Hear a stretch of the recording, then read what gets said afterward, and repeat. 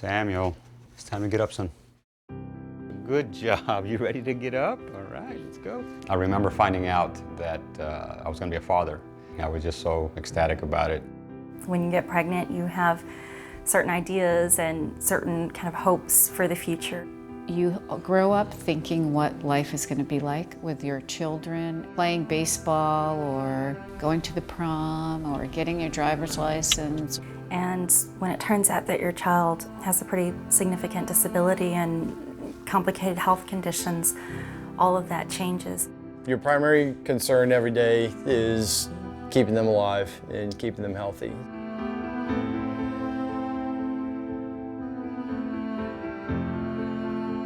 Phelan McDermid syndrome results from a deletion or loss of a small piece of chromosome 22. So it's near the bottom of the chromosome. We all have 46 chromosomes typically. We get one member of each pair from our mother and one member from our father. And if you lose a piece of the chromosome, then you're missing many genes.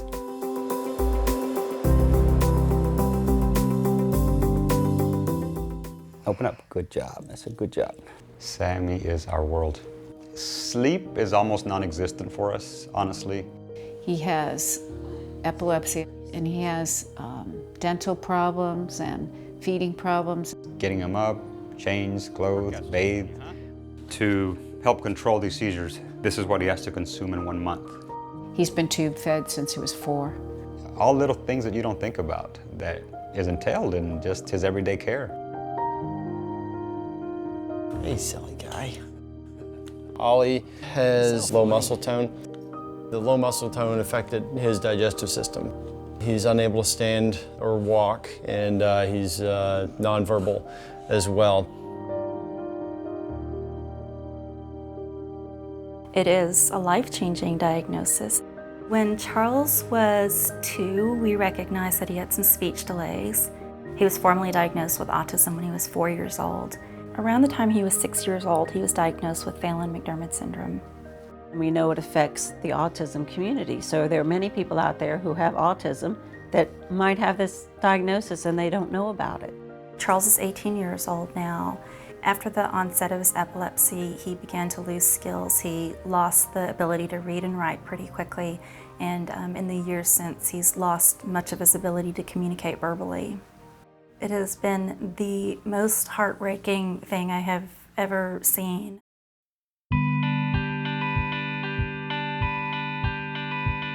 Phelan McDermid Syndrome Foundation is an international foundation.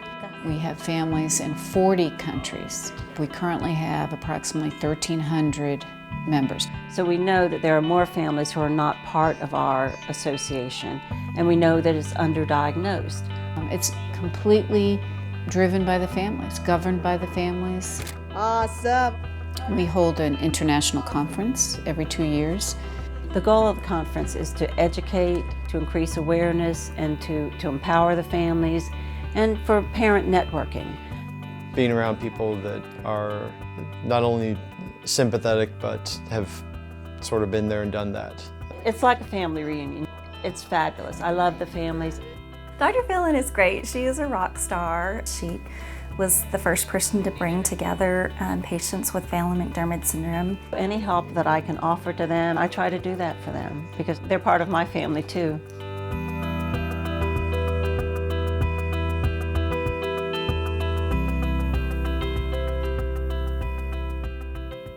I don't want to sit on the sidelines and let this disease rob him of quality of life.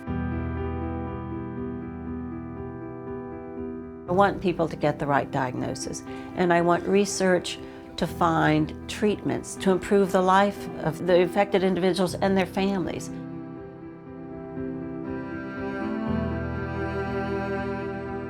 Good walking. Good job. Good job. If there was one sentence that I would give anything for, it would be for him to say, "I love you, Mom." Because he's nonverbal, and reality is that he's not going to talk. So. Give Mom a kiss. Thank you, Sam. Thank you, Sam. I would never know that I could love someone so much and never think twice about having him or that he's going to be with us for the rest of his life.